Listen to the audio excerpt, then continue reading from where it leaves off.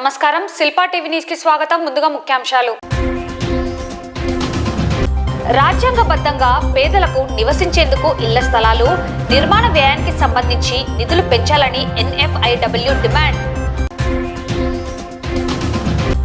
మహిళా కౌలు రైతు లతకు జైవిక్ ఇండియా అవార్డు ప్రదానం. యువత లక్ష్య సాధనలో నేతాజీ మార్గదర్శకుడని పేర్కొన్న డాక్టర్ కెలివి సహదేవుడు.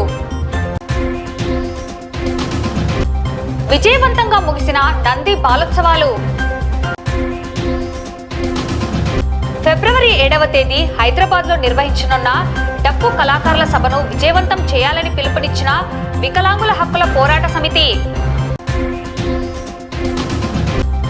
పట్టణంలోని 17వ వార్డులో పైప్లైన్ పనులకు భూమి పూజ. MROగా విధులు నిర్వహిస్తే ఉండవచ్చు, లేకపోతే వెళ్లిపోవచ్చని ఆగ్రహం వ్యక్తం చేసిన మంత్రి. గణతంత్ర దినోత్సవం సందర్భంగా రెడ్ క్రాస్ ఆధ్వర్యంలో రక్తదాన శిబిరం.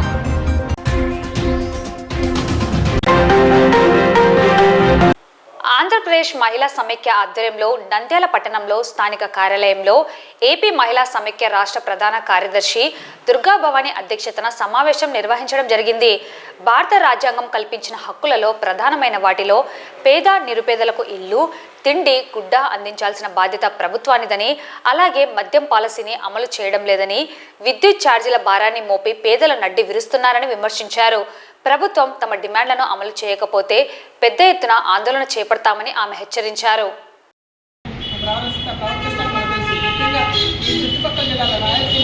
మహిళల జీవితాల్లో తీసుకొచ్చే మద్యం తీసుకురావడం వల్ల మహిళలు మరింత ఇబ్బందుల్లో నిండిపోయడం వల్ల మహిళల్లో హింస మద్య నియంత్రణ కోసం మహిళా సమాజం పోరాటం చేస్తారు. ఇది కూడా ప్రజల భారమే.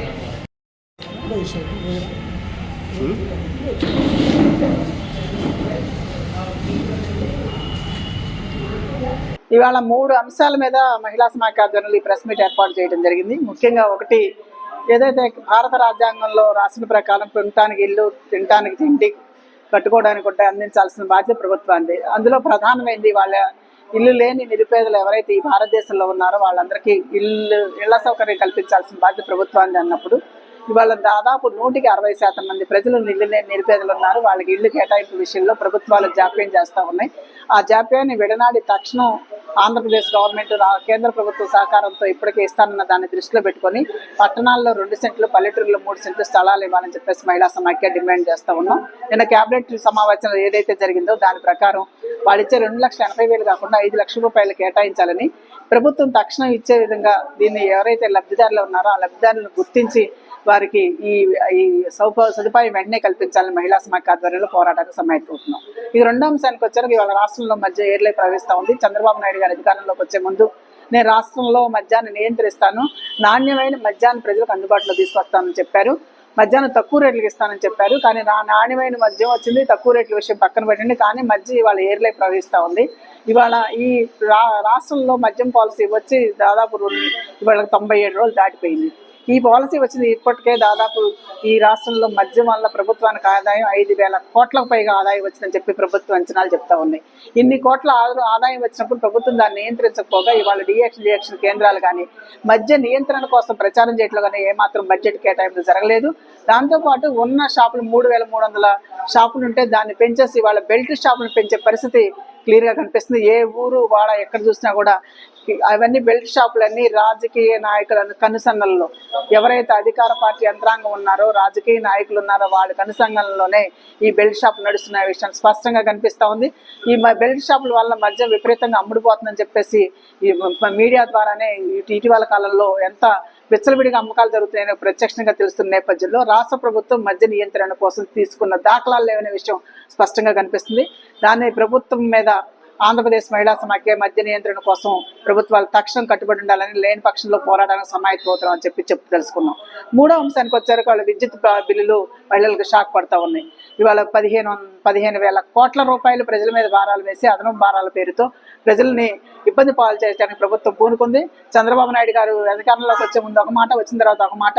గత ప్రభుత్వం చేసిన తప్పిదాలు మా ప్రభుత్వం చేయదు, నేను అధికారంలోకి వస్తే విద్యుత్ బిల్లులు పెంచను, ఒకవేళ పెంచే పరిస్థితి వస్తే అది ప్రభుత్వం భరిస్తుందని చెప్పారు. ఇవాళ చేసిన వాగ్దానాన్ని నెరవేర్చకపోగా ప్రజల మీద మళ్ళీ భారాలు వేయడానికి కూడుకున్నారు. ఇవాళ 15,500 కోట్ల రూపాయలు ప్రజల మీద భారాలు వేయడానికి ఇప్పటికే సన్నాహాలు చేస్తూ ఉన్నారు. ప్రభుత్వం ఏదైతే చెప్పిందో దానికి చెప్పిన మాటకి తిలోదకాలు ఇచ్చిన పరిస్థితి కనిపిస్తూ ఉంది. దానివలన ఎప్పుడో 4 సంవత్సరాల నాడు బిల్లు ఇప్పుడు కట్టాలంటే ప్రజలకి చాలా ఇబ్బందిగా ఉంది. వాళ్ళ అద్దెదారులు ఉన్న ఇళ్లలో ఎప్పుడో ఎవరో కాల్చిన విద్యుత్ బిల్లులు మేము ఎందుకు చెల్లించాలనే ప్రజల వ్యతిరేకత అర్థమవుతుందని దృష్టిలో పెట్టుకుని తక్షణం ప్రభుత్వం విద్యుత్ బిల్లుల విషయంలో వాళ్ళ బిల్లులు తగ్గించాలని, అదనపు ఛార్జీలు ఏమన్నా ప్రభుత్వం భరించాలని చెప్పేసి ఆంధ్రప్రదేశ్ మహిళా సమాఖ్య మేము డిమాండ్ చేస్తా ఉన్నాం. ఈ 3 విషయాల్లో కనుక ప్రభుత్వం సరైన నిర్ణయం తీసుకుపోతే ఆంధ్రప్రదేశ్ మహిళా సమాఖ్య పోరాటాలకు సమాయత్తం అవుతుంది.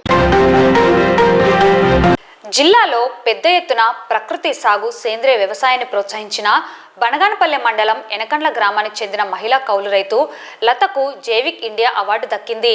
జిల్లా రైతు సాధికారత సంస్థ 2024 సంవత్సరానికి 5వ జైవిక్ ఇండియా అవార్డ్స్లో నామినేట్ అయిన వారిలో ఉత్తమ మహిళా కౌలు రైతు వ్యాపారవేత్తగా గుర్తించి ఈ నెల 22వ తేదీన బెంగళూరులో అవార్డును ప్రదానం చేశారు. అవార్డుతో పాటు 50,000 రూపాయల నగదు బహుమతిని కూడా అందుకున్నారు. ఇందుకు సంబంధించిన జైవిక్ అవార్డు సర్టిఫికేట్ను గురువారం కలెక్టర్ ఛాంబర్లో జిల్లా కలెక్టర్ రాజ్ కుమార్ చేతుల మీదుగా అందుకున్నారు. జిల్లా కలెక్టర్ ఆమెను ప్రత్యేకంగా అభినందించారు. సంబంధిత బహుమతి మొత్తాన్ని ప్రకృతి వ్యవసాయం కోసం వినియోగిస్తామని మహిళా కౌలు రైతు లతా తెలిపారు. గత 6 సంవత్సరాల నుండి ప్రకృతి వ్యవసాయం చేస్తున్నానని ఆమె తెలిపారు. 1.5 ఎకరాలో ఏ గ్రేడ్ వరి, అర్ధ ఎకరాలో కూరగాయల పంటలు వేస్తున్నానని తెలిపారు. కార్యక్రమంలో జిల్లా వ్యవసాయ శాఖ అధికారి పాల్గొన్నారు. ప్రకృతి వ్యవసాయంలో ఘనజీవామృతం అంటే ఎటువంటి కెమికల్ లేకుండా ఘనజీవామృతం, జీవామృతం కషాయాలు వాడుతూ పొలం కౌలుకు తీసుకొని 15,000 కౌలుకు పెట్టి పొలం తీసుకొని అందులో ఎటువంటి క్రిమి సంహారక రసాయన మందులు లేని ప్రకృతి వ్యవసాయం చేస్తున్నాను. నేను వచ్చేసి ప్యాడీ అంటే వరి 1.5 ఎకరా పండిస్తున్నాను. వెజిటేబుల్ వచ్చేసి 1/2 ఎకరా పండిస్తున్నాను.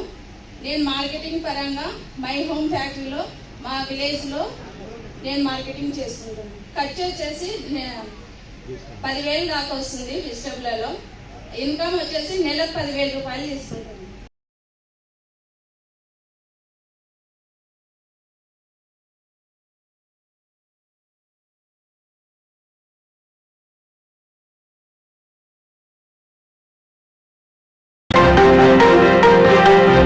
స్థానిక రామకృష్ణ అటానమస్ డిగ్రీ కళాశాలలో నేతాజీ సుభాష్ చంద్రబోస్ జయంతి ఉత్సవము ఘనంగా జరిగింది. ఈ కార్యక్రమానికి నంద్యాల పట్టణ ప్రముఖ వైద్యులు, సూరణ సారస్వత సంఘం అధ్యక్షులు డాక్టర్ గెలివి సహదేవుడు ముఖ్య అతిథిగా హాజరయ్యారు. ఈ కార్యక్రమానికి కళాశాల చైర్మన్ డాక్టర్ రామకృష్ణారెడ్డి అధ్యక్షత వహించారు. కార్యక్రమంలో భాగంగా పెద్దలు సుభాష్ చంద్రబోస్ చిత్రపటానికి పూలమాల, పుష్పాలు సమర్పించారు. ఈ సందర్భంగా వారు మాట్లాడుతూ దేశ స్వాతంత్ర పోరాటంలో ప్రముఖ పాత్ర పోషించిన స్వాతంత్ర సమరయోధులు సుభాష్ చంద్రబోస్ యువత లక్ష్య సాధనలో ఆదర్శనీయుడన్నారు. సింగపూర్లో జపాన్ వారి సహకారంతో ఏర్పాటు చేసిన ఆజాద్ హిందూ సంస్థను దాదాపు 40,000 సైన్యంతో ఏర్పాటు చేశారని తెలిపారు. అందరి చేత నేతాజీగా పిలువబడ్డాడని పేర్కొన్నారు. సాయుధ పోరాటంతోటే స్వాతంత్రం సిద్ధిస్తుందని బలంగా నమ్మిన వ్యక్తి సుభాష్ చంద్రబోస్ అన్నారు. నేటి యువత, విద్యార్థులు సుభాష్ చంద్రబోస్ వంటి వారిని ఆదర్శంగా తీసుకోవాలని కోరారు. దేశ స్వాతంత్రం కోసం జైలుకు వెళ్ళొచ్చిన మహానీయుడు అపారమైన తెలివితేటలతో సివిల్ పరీక్షలలో ఉత్తీర్ణత సాధించి ఉన్నత పదవి పొందిన, దేశ స్వాతంత్రం కోసం పదవిని తృణప్రాయంగా భావించి త్యాగం చేసిన గొప్ప వ్యక్తి, భారతదేశంలో సైన్యం యొక్క ప్రాధాన్యతని తెలియజేసిన వ్యక్తి నేతాజీ అని కొనియాడారు. ఈ కార్యక్రమంలో కళాశాల ప్రిన్సిపల్ సుబ్బయ్య, అధ్యాపకులు డాక్టర్ లలితా సరస్వతి, కమల్ ఖాన్, ఆండ్రూస్, కళాశాల విద్యార్థులు పాల్గొన్నారు.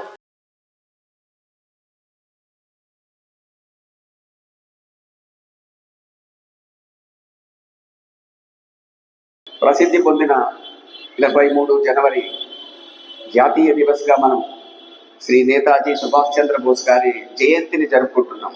ఇందాకే ప్రిన్సిపల్ గారు ఒక మాట చెప్పారు. ఒక విమానం ప్రమాదంలో ఆయన చనిపోయాడు, ఆయన శవం కూడా దొరకలేదు. కాబట్టి చనిపోయాడా లేదా అన్నది ఇప్పటికీ వివాదాస్పదంగానే ఉంది. అందుకని పెద్దలు ఏమంటారంటే, సుభాష్ చంద్రబోస్ గారికి జయంతే కానీ వర్ధంతి లేదు. ఇప్పటి వరకు జయంతులే కానీ వర్ధంతులేవి జరిపించుకొని ఒక మహా స్వాతంత్ర సమరయోధుడు సుభాష్ చంద్రబోస్. ఆయన పూర్తి పేరు నేతాజీ కాదు. నేతాజీ ఆయనకి ఇచ్చిన గౌరవప్రదం. జర్మనీలో సైనికులందరూ సమావేశమై నేతాజీ, నేత అంటే లీడర్, ఏ గ్రేట్ లీడర్ అని ఆయనకు పేరు ఇవ్వడం, అదే ఆయనకు నేతాజీగా చిరస్థాయిగా నిలిచిపోయింది. ఇలాంటి కార్యక్రమాలు జరుపుకోవడం వల్ల విద్యార్థులకి గతంలో స్వాతంత్ర్యం కోసం నాయకులు ఎలా పనిచేశారు, వాళ్ళ త్యాగాలు ఏంటి, భవిష్యత్తులో మళ్ళీ అలాంటి పరిస్థితి రాకుండా మనం ఇలాంటి పరిస్థితి నుంచి గట్టెక్కించుకోవడం కోసం మనం ఏం చేయాలి, బాధ్యతగా మనం ఎలా ఉండాలి అన్నటువంటి విషయాన్ని తెలుసుకోవడం కోసం, గుర్తు చేసుకోవడం కోసం ఇలాంటి కార్యక్రమాలు నిర్వహిస్తున్నాం అన్నటువంటి విషయాన్ని గమనించాలి. దేశం కోసం ఎందరో త్యాగాలు చేయడం జరిగింది. అయితే కొందరు మాత్రమే చరిత్రలో నిలిచిపోతారు, కొందరు చరిత్రలో కనుమరుగైపోయినటువంటి సందర్భాలు చాలా ఉన్నాయి. దేశ చరిత్రలో పుటలలోకి ఎక్కినటువంటి ఎందరో అమరవీరులు, త్యాగదులు చాలా మంది ఉన్నారు.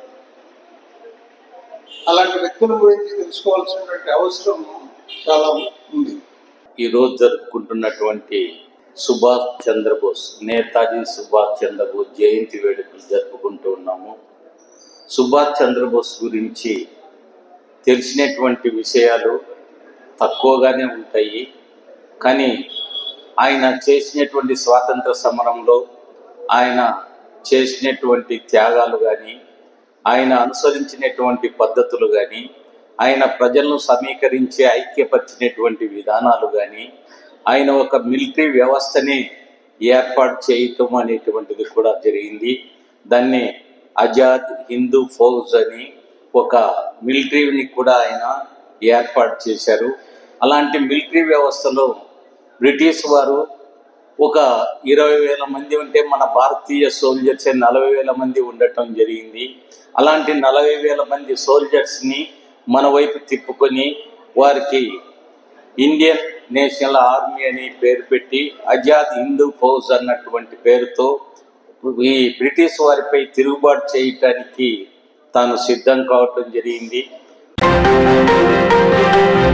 నంద్యాల జిల్లా కేంద్రంలో ఉత్సాహభరితంగా 2 రోజుల పాటు నిర్వహించిన నంది బాలోత్సవాలు విజయవంతంగా ముగిశాయి. ఈ కార్యక్రమంలో జిల్లా నలుమూలల నుండి వివిధ పాఠశాలలకు చెందిన 5,000 మంది విద్యార్థులు 2 రోజుల పాటు పలు రకాల ప్రదర్శనలలో పాల్గొని తమ ప్రతిభను ప్రదర్శించారు. 2వ రోజు జరిగిన నంది బాలోత్సవాలలో ఫ్యాన్సీ డ్రెస్, క్లాసికల్ డ్యాన్స్, జానపద నృత్యాలు, దేశభక్తి గీతాలు, జానపద గీతాలు, కోలాటం, మట్టితో బొమ్మల తయారీ, spell be, map, quiz, memory test, Telugu ఇంగ్లీష్లో ఉపన్యాసం, పద్యం, పద్యభావం తదితర కార్యక్రమాలలో విద్యార్థులు పాల్గొని తమ ప్రతిభను కనబర్చారు.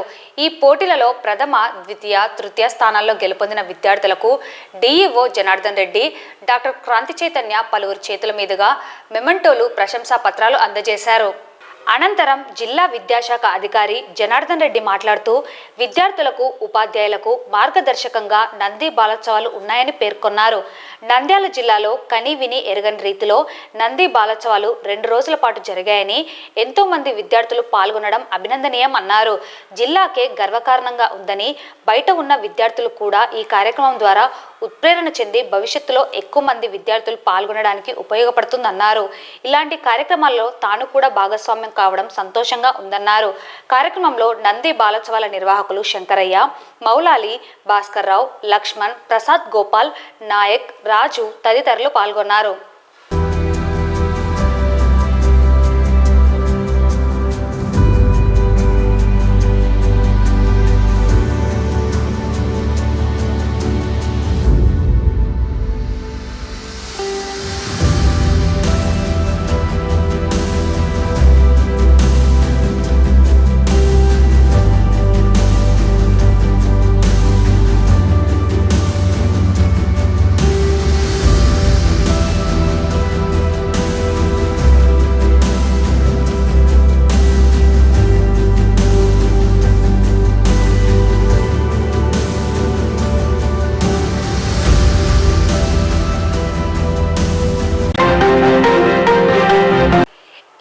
వర్గీకరణ చేపట్టాలన్న నినాదంతో ఫిబ్రవరి నెల 7వ తేదీ మందకృష్ణ మాదిగ నాయకత్వంలో నిర్వహించనున్న డప్పు కళాకారుల సభను విజయవంతం చేయాలని ఎస్సీ వర్గీకరణ సాధన కోసం తామంతా సంపూర్ణ మద్దతు తెలియజేస్తున్నామని నంద్యాల జిల్లా వికలాంగుల హక్కుల పోరాట సమితి అధ్యక్షుడు గంగాధర్ శెట్టి పేర్కొన్నారు. ఈ సందర్భంగా గంగాధర్ శెట్టి మాట్లాడుతూ ఎస్సీ వర్గీకరణ చేపట్టాలని కోరుతూ హైదరాబాద్లో ఫిబ్రవరి నెల 7వ తేదీ 1,00,000 మంది డప్పు కళాకారులతో తమ నినాదాన్ని తెలియజేసే కార్యక్రమాన్ని చేపడుతున్నామని, ఈ సభను విజయవంతం చేయాలని కోరారు. తమ పూర్తి సంఘీభావాన్ని మద్దతును తెలియజేస్తున్నామని తెలిపారు. ఈ కార్యక్రమంలో నంద్యాల జిల్లా దివ్యాంగులు పాల్గొన్నారు. ఈనాడు రాష్ట్ర వ్యాప్తంగా రేపు ఫిబ్రవరి 7వ తారీఖున జరగబోయే కార్యక్రమము ఎస్సీ వర్గీకరణ కోసము కనీసం 40 సంవత్సరాల పాటు నిరంతర కృషి చేసిన వ్యక్తి మా వికలాంగుల దేవుడు, ఆరాధ్య దైవము మందకృష్ణ మాదిగ గారు. కానీ ఇన్ని సంవత్సరాలైనా కానీ ప్రభుత్వం దృష్టిలో పెట్టుకోకుండా ఎస్సీ వర్గీకరణ చేయలేదు. ఖచ్చితంగా చేయాలనే నినాదంతో రేపు జరగబోయే 7వ తారీఖున డప్పు వాయిద్యాలతో కనీసము వేలాది మందితో ఎస్సీ వాళ్ళు చేరుకోవడం జరుగుతుంది హైదరాబాద్కు.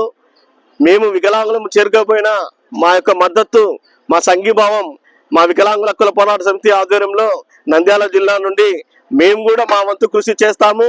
మా సత్తా అనేది కూడా చూపిస్తాము. మేమంటే చాటి చూపిస్తామనే ఉద్దేశంతో మేము ఈనాడు తెలియజేస్తున్నాము. మాకు దేవుడు భగవంతుడు కాళ్ళు లేకపోయిండొచ్చు, మాకు మనసు అనేది ఉంది. కానీ ఆత్మధైర్యంతో ఆత్మవిశ్వాసంతో మేము కూడా ఖచ్చితంగా ప్రభుత్వము దయచేసి ఎస్సీ వర్గీకరణ ప్రవేశపెట్టాలని కోరుకుంటున్నాము. అంతేకాకుండా ఈనాడు కేవలము మేము ఎక్కడో వికలాంగులమై ఉండుకొని కూడా 200 పింఛన్ల నుంచి ఈనాడు 15,000 పింఛను సాధించుకునేంత ఘనత చేసిన వ్యక్తి ఎవరంటే ఆ దేవుడు, మా ఆత్మబంధువు, వికలాంగుల ఆరాధ్య దైవము ఒక మందకృష్ణ మాదిగ గారు. ఒక మాదిగ కులంలో ఉండి కూడా ఎస్సీ వర్గీకరణకే సపోర్టింగ్ కాకుండా ప్రతి ఒక్క వ్యక్తులకు కూడా సమాజంలో ఎవరైతే అనవాళ్ళుగా, ఎవరైతే తక్కువగా ఉన్న వాళ్ళని కూడా దృష్టిలో పెట్టుకొని ఈనాడు అందరికీ న్యాయం చేస్తున్నాడు. ఒక రాష్ట్ర చరిత్రలోనే అన్నగారి పేరు స్థిరస్థాయికి జరుగుతుంది. ఎందుకంటే ఈనాడు ప్రధానమంత్రి మోడీ గారు కూడా మాకు మద్దతు కూడా ఇవ్వడం కూడా జరిగింది. నంద్యాల పట్టణం 17వ వార్డు విశ్వనగర్లో గురువారం పైప్లైన్ పనులకు సంబంధించి భూమి పూజ నిర్వహించడం జరిగింది. ఈ కార్యక్రమానికి ముఖ్య అతిథిగా మంత్రి ఫరూక్, మున్సిపల్ చైర్పర్సన్ మాబునిసా హాజరయ్యారు. వార్డులో తాగునీటి పైప్లైన్ లీకేజీ సమస్య ఉందని, అలాగే వార్డులో నెలకొన్న సమస్యలను ఒక్కొక్కటిగా పరిష్కరించేందుకు తమ వంతు కృషి చేస్తామని స్థానిక కౌన్సిలర్ సుబ్బలక్ష్మి తెలిపారు. పార్టీలకు అతీతంగా ప్రజలకు సేవలు అందించేందుకు తాము పని చేస్తామని తెలిపారు. ఈ కార్యక్రమంలో మున్సిపల్ ఇంజనీరింగ్ అధికారులు, స్థానిక ప్రజలు పాల్గొన్నారు.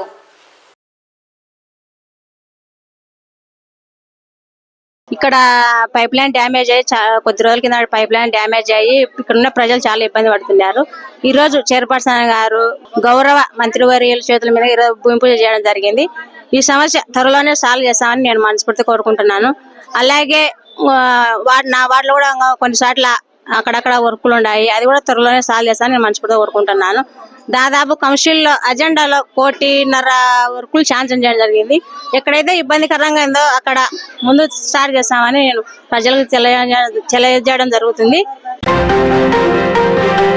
నంద్యాల అర్బన్ ఎంఆర్ఓగా ఉన్న ప్రియదర్శినిపై మంత్రి ఆగ్రహం వ్యక్తం చేశారు. ప్రజల కోసం పనిచేయాలన్న ఆలోచన, ఉద్దేశం లేకపోతే విధులు నిర్వహిస్తే ఉండవచ్చు, లేకపోతే వెళ్లిపోవచ్చని మంత్రి ఫరూక్ ఆగ్రహం వ్యక్తం చేశారు. మంత్రి చేసిన వ్యాఖ్యలపై సోషల్ మీడియా నందు దళిత సంఘాలు కొంత వ్యతిరేకత వ్యక్తం చేస్తున్నారు.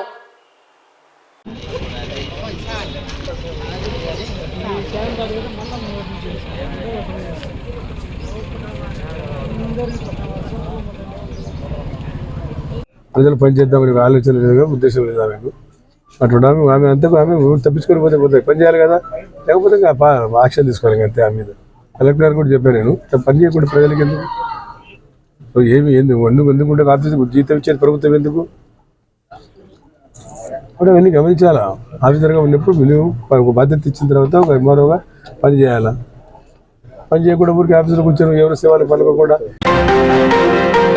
76వ గణతంత్ర దినోత్సవాన్ని పురస్కరించుకొని నంద్యాల పట్టణంలోని మున్సిపల్ పార్క్ ఆవరణలో గల ఆయుష్ యోగా సెంటర్ నందు రెడ్ క్రాస్ సొసైటీ ఆయుష్ యోగా సేవా సమితి సభ్యుల సంయుక్త సహకారంతో రక్తదాన శిబిరం నిర్వహించారు. Indian red cross society Nandyal జిల్లా చైర్మన్ దస్తగిరి పర్ల ఈ శిబిరంలో 30 మందికి పైగా యువకులు, మహిళలు రక్తదానం చేశారు. ఈ సందర్భంగా వారు మాట్లాడుతూ ఆపదలో ఉన్న సాటి మనిషికి రక్తదానం చేస్తేనే ఆపదలో ఉన్న ఆ మనిషి బ్రతకగలడు, అందుకే అన్ని దానాల కన్నా రక్తదానం మిన్నా అన్నారు.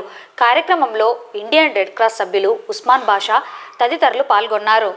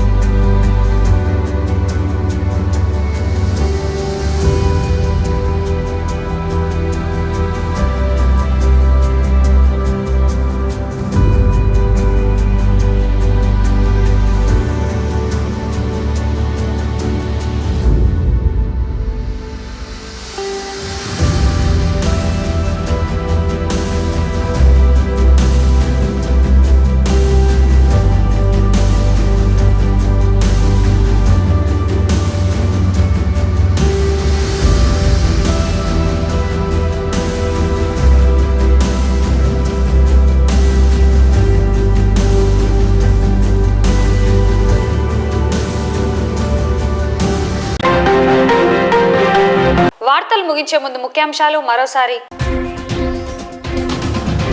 రాజ్యాంగబద్ధంగా పేదలకు నివసించేందుకు ఇళ్ల స్థలాలు, నిర్మాణ వ్యయానికి సంబంధించి నిధులు పెంచాలని NFIW డిమాండ్. మహిళా కౌలు రైతు లతకు జైవిక్ ఇండియా అవార్డు ప్రదానం. యువత లక్ష్య సాధనలో నేతాజీ మార్గదర్శకుడని పేర్కొన్న డాక్టర్ కెలివి సహదేవుడు. విజయవంతంగా ముగిసిన నంది బాలోత్సవాలు. ఫిబ్రవరి 7వ తేదీ హైదరాబాద్లో నిర్వహించనున్న డప్పు కళాకారుల సభను విజయవంతం చేయాలని పిలుపునిచ్చిన వికలాంగుల హక్కుల పోరాట సమితి. పట్టణంలోని 17వ వార్డులో పైప్లైన్ పనులకు భూమి పూజ. MROగా విధులు నిర్వహిస్తే ఉండవచ్చు, లేకపోతే వెళ్లిపోవచ్చని ఆగ్రహం వ్యక్తం చేసిన మంత్రి. గణతంత్ర దినోత్సవం సందర్భంగా రెడ్ క్రాస్ ఆధ్వర్యంలో రక్తదాన శిబిరం. ఈ వార్తలు ఇంతటితో సమాప్తం. నమస్కారం.